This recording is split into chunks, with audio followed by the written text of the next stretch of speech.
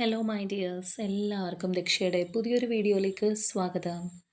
അപ്പോൾ ഇന്നത്തെ റീഡിങ്ങിൽ നമ്മൾ നോക്കാനായിട്ട് പോകുന്നത് നിങ്ങളുടെ തന്നെ ഒരു സജസ്റ്റഡ് ടോപ്പിക്കാണ്.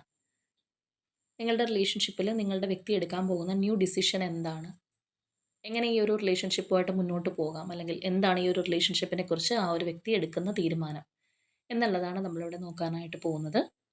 അപ്പോൾ ഇതൊരു ജനറൽ റീഡിംഗ് ആയതുകൊണ്ട് തന്നെ എല്ലാവർക്കും റെസനേറ്റ് ആവില്ല. തീർച്ചയായിട്ടും നിങ്ങളുമായിട്ട് റെസനേറ്റ് ചെയ്യുന്ന കാര്യങ്ങൾ മാത്രം എടുക്കുക, അല്ലാത്തത് വിട്ടുകളഞ്ഞേക്കുക. അപ്പോൾ നമുക്ക് റീഡിങ്ങിലേക്ക് പോവാം.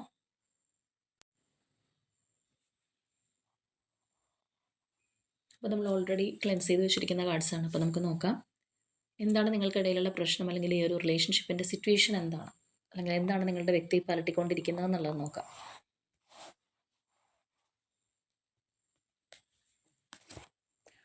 Okay, 3 of Cups energy, 7 of Pentacles, Hierophant, Knight of Swords,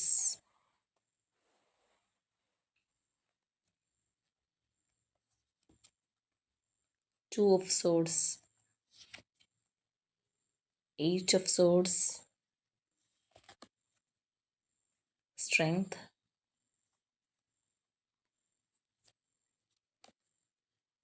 Four of Pentacles, Page of Wands, King of Swords, 6 of Swords. ഒരു കാർഡ് കൂടി നമുക്ക് എടുക്കാം.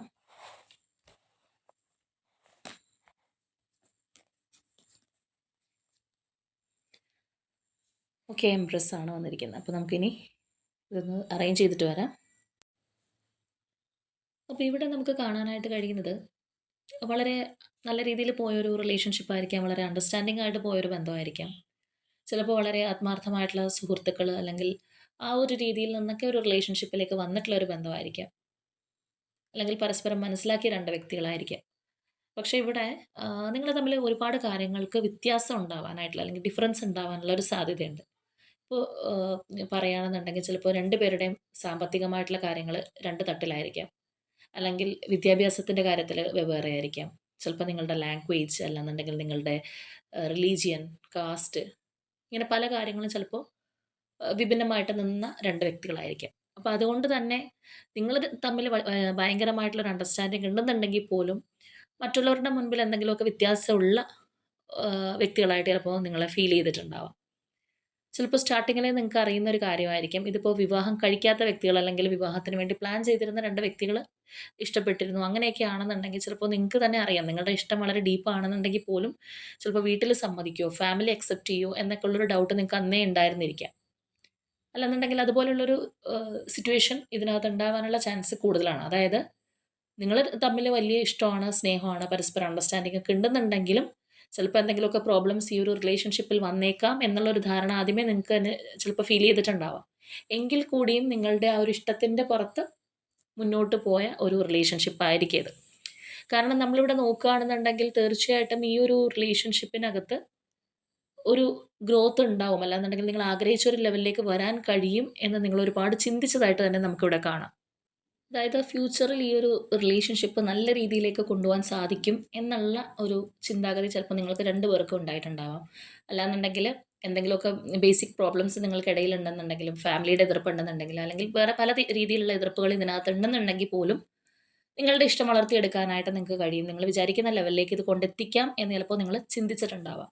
അപ്പോൾ ആ ഒരു തരത്തിൽ വളരെ നല്ല രീതിയിൽ കൊണ്ടുപോയ ഒരു റിലേഷൻഷിപ്പ് ആയിരിക്കും. ഒരുപാട് എതിർപ്പുകളോ അല്ലാന്നുണ്ടെങ്കിൽ വൈരുദ്ധ്യങ്ങളൊക്കെ നിങ്ങൾ തമ്മിലുണ്ടെന്നുണ്ടെങ്കിലും ആ ഒരു വിശ്വാസത്തിൽ പോയതായിരിക്കാം. പക്ഷേ ഇതിനകത്ത് നമ്മളിവിടെ നോക്കുകയാണെന്നുണ്ടെങ്കിൽ തീർച്ചയായിട്ടും നിങ്ങളുടെ വ്യക്തി ഇതിനകത്ത് വളരെയധികം കൺഫ്യൂസ്ഡ് ആയിട്ട്, അല്ലെങ്കിൽ സ്റ്റക്കായിട്ട് നിന്ന ഒരു സിറ്റുവേഷൻ നമുക്കിവിടെ കാണാം. അപ്പം അത് തന്നെയായിരിക്കാം ഇതിനകത്തുള്ളൊരു പ്രശ്നം. ചിലപ്പോൾ ഈ ഒരു റിലേഷൻഷിപ്പിനകത്ത് നല്ല രീതിയിലൊരു ഭാവി ഉണ്ടെന്നൊക്കെ ചിന്തിച്ചിട്ടുണ്ടെങ്കിൽ പോലും, അല്ലെങ്കിൽ അങ്ങനെ പ്ലാൻ ചെയ്തിട്ടുണ്ടെങ്കിൽ പോലും അത് നടക്കാത്ത സാഹചര്യങ്ങൾ നിങ്ങളുടെ ലൈഫിനകത്തേക്ക് കടന്നു വന്നിട്ടുണ്ടാവും. അപ്പോൾ നമ്മളിവിടെ നോക്കുകയാണെന്നുണ്ടെങ്കിലും കാണാം, ഈ ഒരു പേഴ്സൺ ഒരു ഡിസിഷൻ എടുക്കേണ്ടുന്ന ഒരു സമയത്തിൽ, അല്ലെങ്കിൽ നിങ്ങളുടെ റിലേഷൻഷിപ്പ് വളരെ ക്രൂഷ്യലായിട്ട് പോയൊരു സമയത്ത് ചിലപ്പോൾ അവർക്ക് പ്രോപ്പർ ആയിട്ടുള്ള ഒരു ഡിസിഷൻ എടുക്കാൻ കഴിഞ്ഞിട്ടുണ്ടാവണമെന്നില്ല, അല്ലെങ്കിൽ അതിനുള്ളൊരു സ്ട്രെങ്ത് ഈ ഒരു പേഴ്സൺ ഉണ്ടായിട്ടുണ്ടാവണമെന്നില്ല. അതായത് ഇപ്പോൾ ചിലരെ സംബന്ധിച്ച് പറയുകയാണെന്നുണ്ടെങ്കിൽ എന്തൊക്കെ ഇഷ്ടങ്ങളും കാര്യങ്ങളൊക്കെ ഉണ്ടെന്നുണ്ടെങ്കിലും ചിലപ്പോൾ ഒരു നിർണായകമായിട്ടുള്ള തീരുമാനം എടുക്കേണ്ടുന്ന ഒരു അവസരത്തിൽ അല്ലാന്നുണ്ടെങ്കിൽ അങ്ങനെയുള്ളൊരു തീരുമാനം എടുത്ത് മുന്നോട്ട് പോയേ മതിയാവൂ എന്നൊക്കെ വിചാരിക്കുന്നൊരു സമയത്ത് ചിലപ്പോൾ അതിനുള്ളൊരു ഗഡ്സ് കിട്ടാതെ വരും. അല്ലാന്നുണ്ടെങ്കിൽ അവർ ചിലപ്പോൾ ഒരു ഷെല്ലിനകത്ത് ഒളിച്ചിരിക്കുന്ന പോലെ ഇരുന്നേക്കും. ഒരു ധൈര്യക്കുറവ്. ചിലപ്പോൾ അവർക്ക് ആ പറഞ്ഞ വാക്കുകളോ കമ്മിറ്റ്മെൻറ്റോ ഒക്കെ പിൻവലിക്കേണ്ടതായിട്ട് വന്നേക്കാം.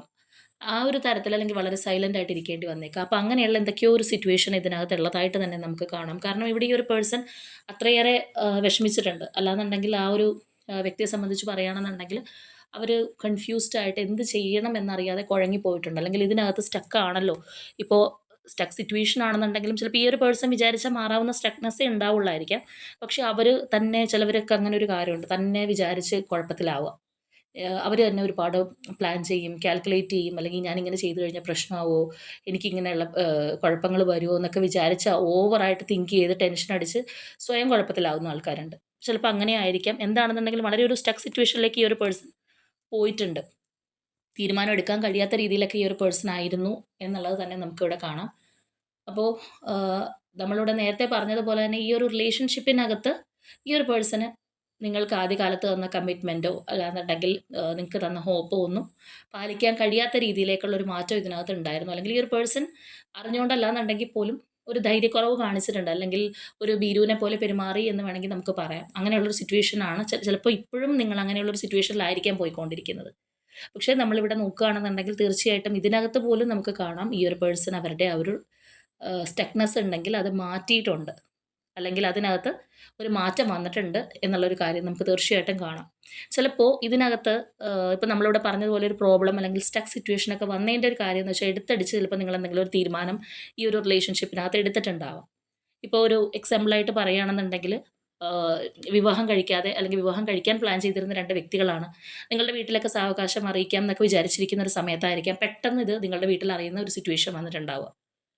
നിങ്ങൾ ചിലപ്പോൾ വേറെ ഏതെങ്കിലും രീതിയിലായിരിക്കും ഇത് വീട്ടിൽ അവതരിപ്പിക്കാമെന്ന് വിചാരിച്ചിട്ടുണ്ടാവുന്നത്. പക്ഷേ മറ്റേതെങ്കിലും സാഹചര്യത്തിലൂടെ വീട്ടുകാരറിയുക, ഫാമിലിയുടെ എതിർപ്പുണ്ടാവുക, അങ്ങനെയുള്ള കാര്യങ്ങളൊക്കെ ഉണ്ടെന്നുണ്ടെങ്കിൽ നിങ്ങളുടെ ആ ഒരു പ്ലാനും പദ്ധതിയൊക്കെ ആകെ പൊളിഞ്ഞു പോയൊരവസ്ഥ.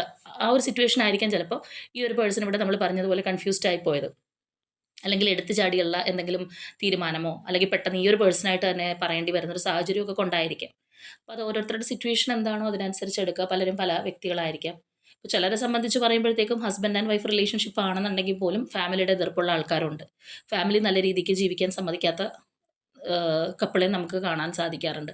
അപ്പോൾ എങ്ങനെയാണെന്നുണ്ടെങ്കിലും ചിലപ്പോൾ എടുത്തടിച്ചുള്ള ഒരു തീരുമാനം അല്ലെങ്കിൽ പെട്ടെന്നുള്ള സഡൻ ആയിട്ടുള്ള എന്തെങ്കിലും ഒരു ആക്ഷൻ നിങ്ങളോ പേഴ്സണോ എടുത്തിട്ടുണ്ടെങ്കിൽ അതിൻ്റെ ഒരു ഫലമായിട്ടും ചിലപ്പോൾ ഈ ഒരു സെപ്പറേഷൻ അല്ലാന്നുണ്ടെങ്കിൽ ഇപ്പോൾ നിങ്ങളുടെ പേഴ്സൺ അനുഭവിച്ച ഒരു കൺഫ്യൂഷൻ നിങ്ങളുടെ ലൈഫിൽ ഉണ്ടായിട്ടുണ്ടാവാം.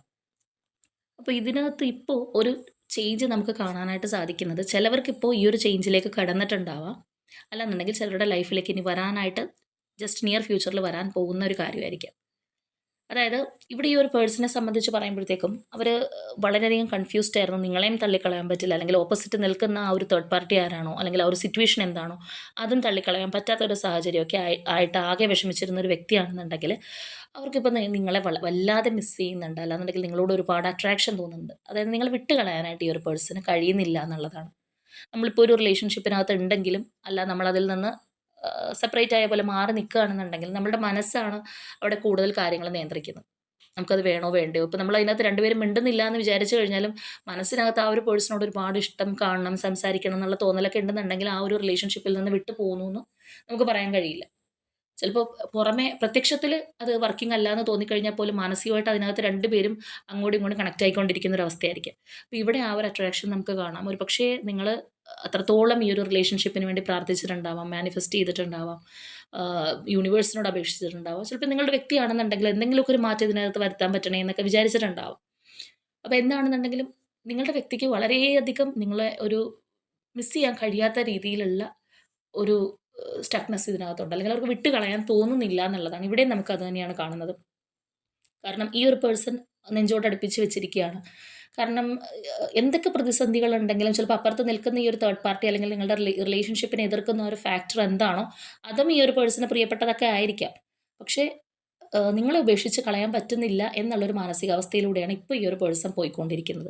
അപ്പോൾ അതാണ് നമ്മൾ നേരത്തെ പറഞ്ഞത്. ചിലവർക്ക് ഇപ്പോൾ ഈ ഒരു സിറ്റുവേഷനിലേക്ക് എൻ്റർ ചെയ്തിട്ടുണ്ടാവാം. നിങ്ങൾക്ക് തന്നെ ഇപ്പോൾ ഇത് അനുഭവിച്ചറിയാനായിട്ട് കഴിഞ്ഞിട്ടുണ്ടാവാം. ഈ ഒരു പേഴ്സൻ്റെ ഒരു ഡിസിഷൻ അല്ലെങ്കിൽ അവരുടെ ഒരു മൈൻഡ് മാറി അല്ലെങ്കിൽ അവർക്കൊരു തീരുമാനത്തിലേക്ക് എത്താൻ കഴിഞ്ഞു എന്ന് ചിലപ്പോൾ നിങ്ങൾക്ക് തന്നെ വിസിബിളായിട്ട് മനസ്സിലാക്കാൻ കഴിഞ്ഞിട്ടുണ്ടാവാം. അല്ലെങ്കിൽ ഈ ഒരു സിറ്റുവേഷനിൽ പോകുന്നവർക്ക് നിയറസ്റ്റ് ആയിട്ട് ഇത് മനസ്സിലാക്കാൻ കഴിയും എന്നുള്ളതാണ്.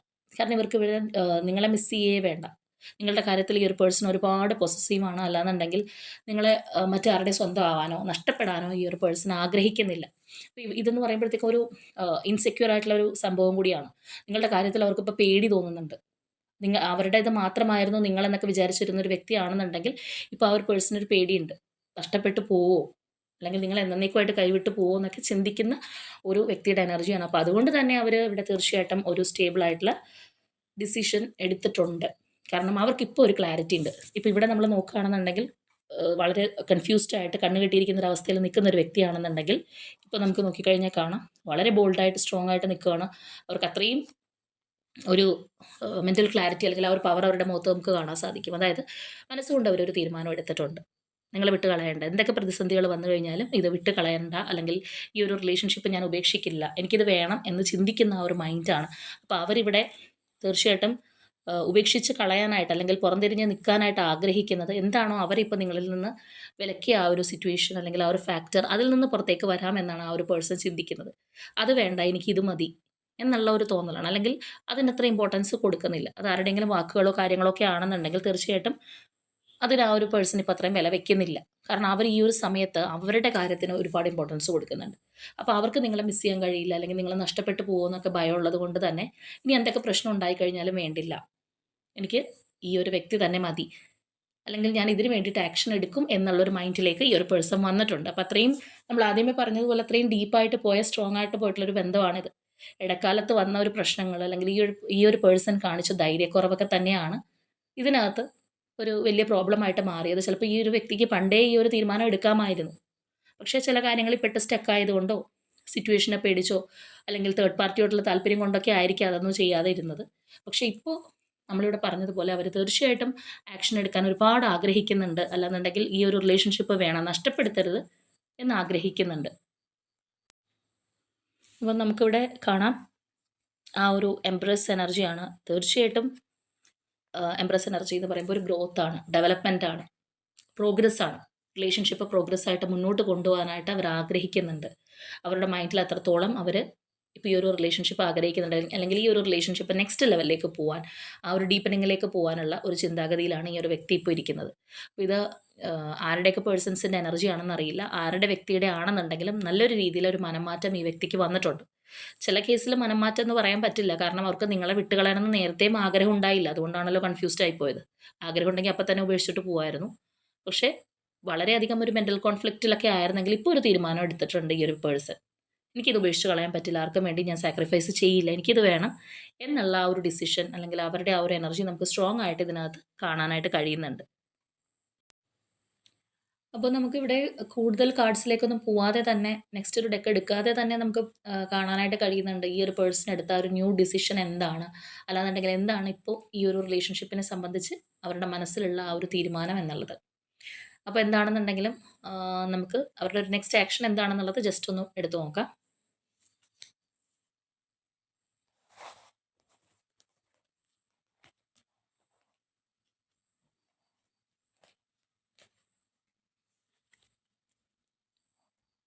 ഈ ഒരു ഡിസിഷനിൽ നിൽക്കുന്ന ഇവർ അടുത്തതായിട്ട് എന്ത് ആക്ഷനാണ് എടുക്കാൻ പോകുന്നത് എന്നുള്ളതാണ് നമ്മൾ നോക്കുന്നത്.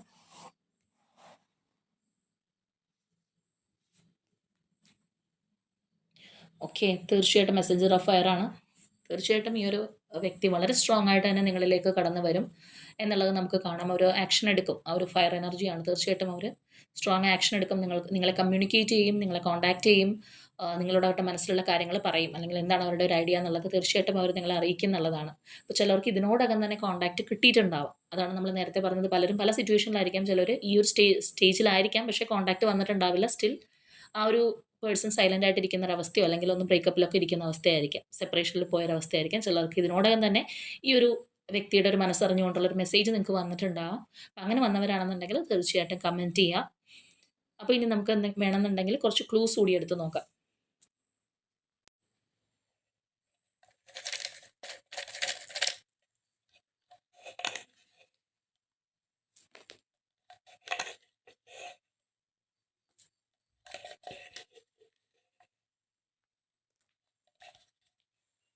നമുക്ക് ഇത്രയും ക്ലൂസ് മതി, നമുക്ക് നോക്കാം. ഓക്കെ, മാർച്ച് മന്ത് വന്നിട്ടുണ്ട്, Alappuzha,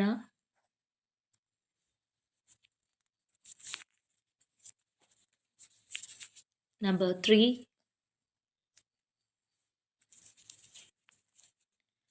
letter H, number 31,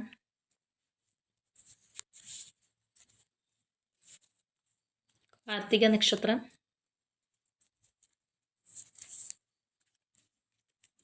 Ernakulam district. ഉത്രം നക്ഷത്രം,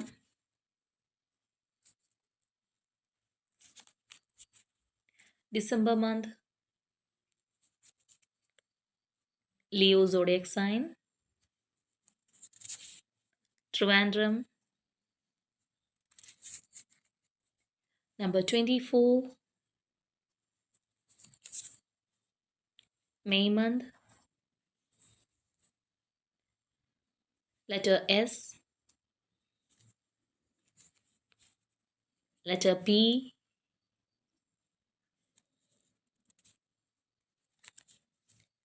Idukki district, Kasargod, letter N, Scorpio zodiac sign, Magam nakshatra,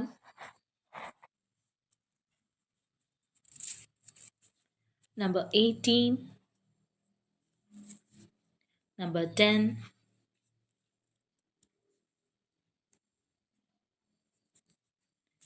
number 2, letter B ആണ് കേട്ടോ.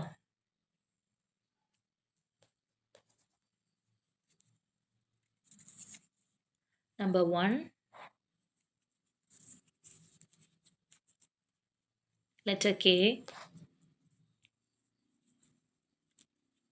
Taurus zodiac sign, and finally Libra zodiac sign. അപ്പോൾ നമുക്ക് ഇതൊക്കെയാണ് ഇവിടെ ക്ലൂസ് ആയിട്ട് വന്നിരിക്കുന്നത്. അപ്പോൾ തീർച്ചയായിട്ടും നിങ്ങളുടെ ഒരു സിറ്റുവേഷനായിട്ടും ഈ ഒരു പേഴ്സൻ്റെ എനർജി ആയിട്ടൊക്കെ മാച്ച് ചെയ്യുന്നുണ്ടെങ്കിൽ കമൻറ്റ് ചെയ്യുക. നിങ്ങൾ ഈ ഒരു പേഴ്സണുമായിട്ടുള്ളൊരു സ്ട്രോങ് ബോണ്ടിങ് അല്ലെങ്കിൽ റീകൺസിലിയേഷന് വേണ്ടി വെയിറ്റ് ചെയ്തിരിക്കുന്നവരൊക്കെയാണ്, തേർഡ് പാർട്ടിയൊക്കെ പോയി നല്ല രീതിയിൽ പോകണം എന്ന് ആഗ്രഹിക്കുന്നവരൊക്കെ ആണെന്നുണ്ടെങ്കിൽ അതിനായിട്ട് തന്നെ യൂണിവേഴ്സിനോട് ക്ലെയിം ചെയ്യുക. അപ്പോൾ ഇന്നത്തെ നമ്മളുടെ റീഡിംഗ് ഇത്രയേ ഉള്ളൂ. നാളെ മറ്റൊരു റീഡിങ്ങുമായിട്ട് നമുക്ക് വീണ്ടും കാണാം.